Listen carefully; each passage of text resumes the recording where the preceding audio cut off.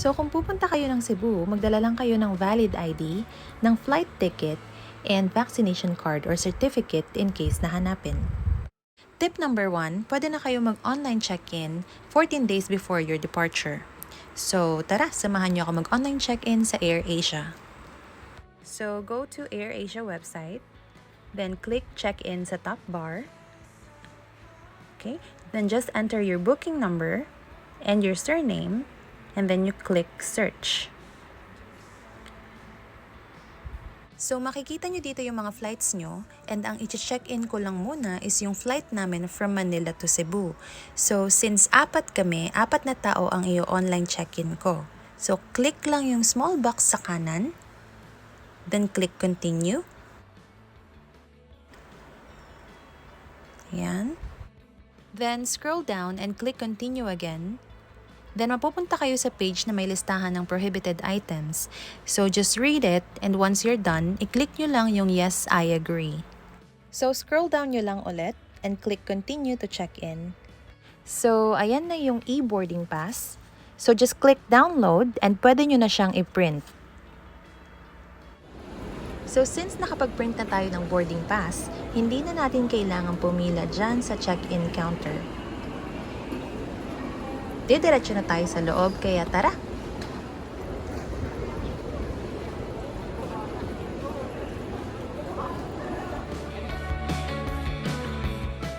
So dito, pinakita lang namin yung valid ID and yung e-boarding pass, and then pumila na rin kami kung saan i-x-ray yung dala naming hand carry.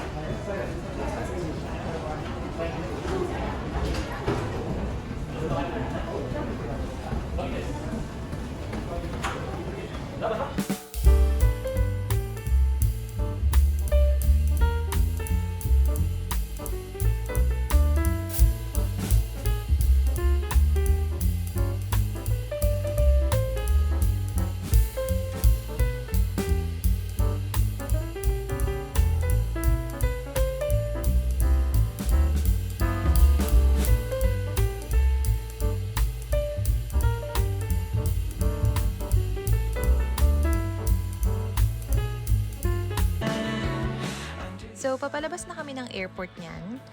And for tip number 2 nga pala guys, try to rent a car lalo kung marami kayo.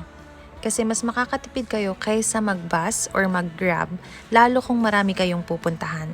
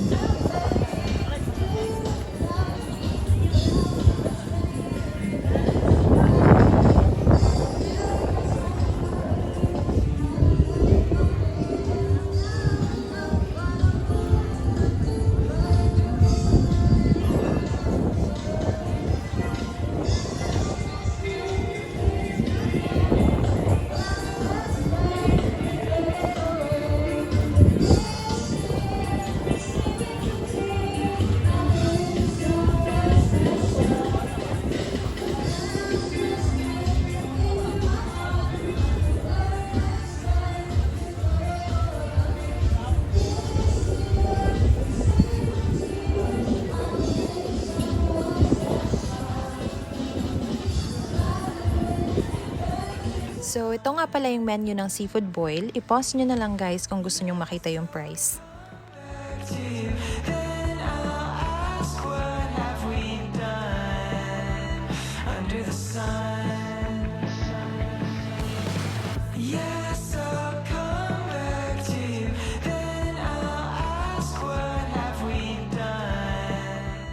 So, dito nga pala kami nagstay sa Horizons 101 Cebu.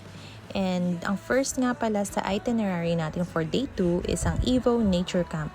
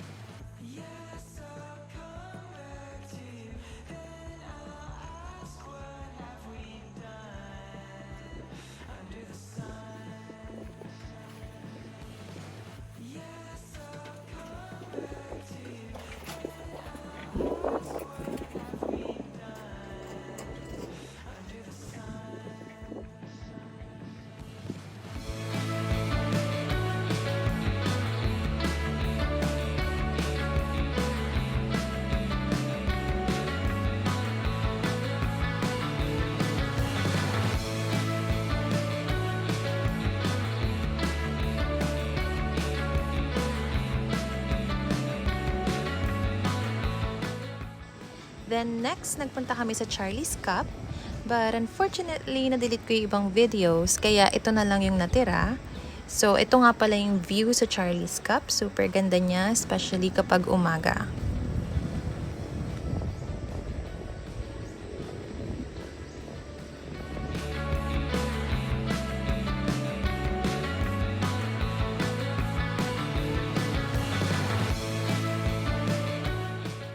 Ang next na pinuntahan namin ay ang Sirao Garden.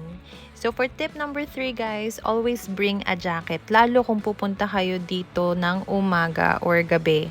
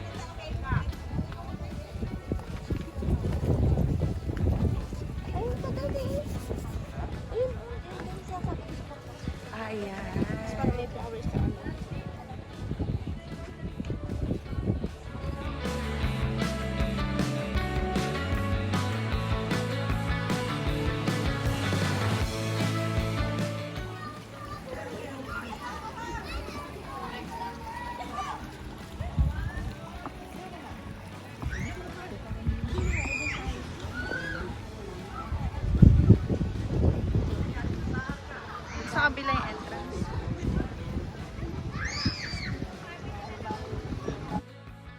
Tip number 4 guys, if pupunta kayo dito sa Little Kyoto, huwag kayo magpa-park sa area na to.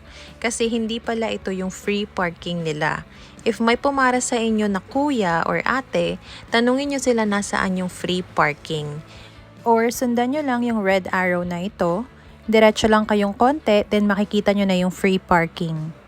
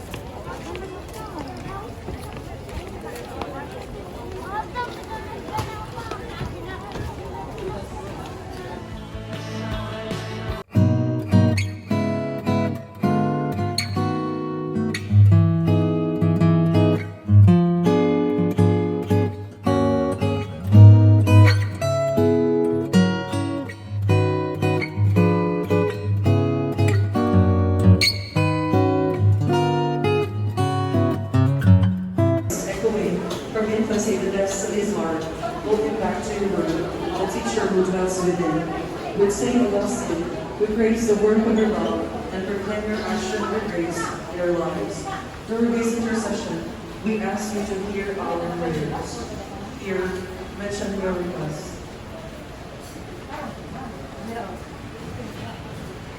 Teach us daily to live by these examples, so in our restless hearts, we find your forgive us of our sins. As we forgive those who sin against us. Do not bring us to temptation, but deliver us from evil. Amen. Hail Mary, full of grace, the Lord is with thee.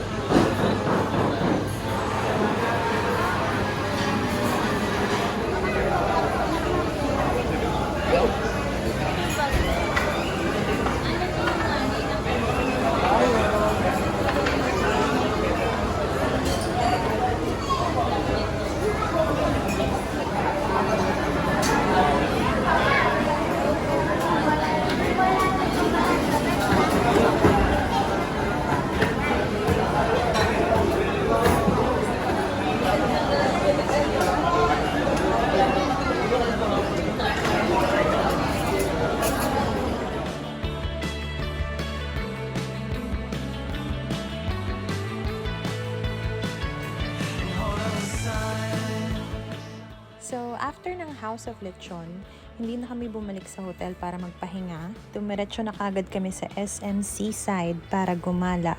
Kaso, na-delete yung mga video, so unfortunately, hindi ko siya na-upload dito.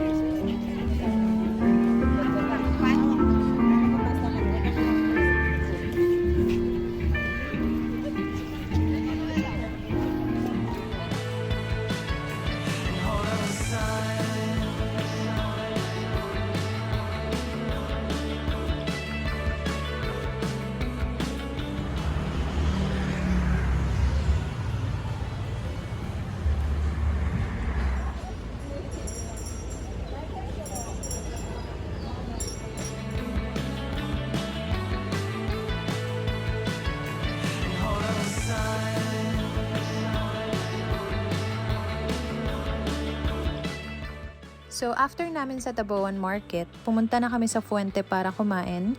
Then, dumiretso na kami sa airport and dun na rin kinuha ng Cebu Rent-A-Car yung kotse. So, yun lang guys. Sana makatulong itong video na to. If you have questions, let me know in the comment section below. Please like this video and subscribe to my channel as well. And thank you everyone for watching!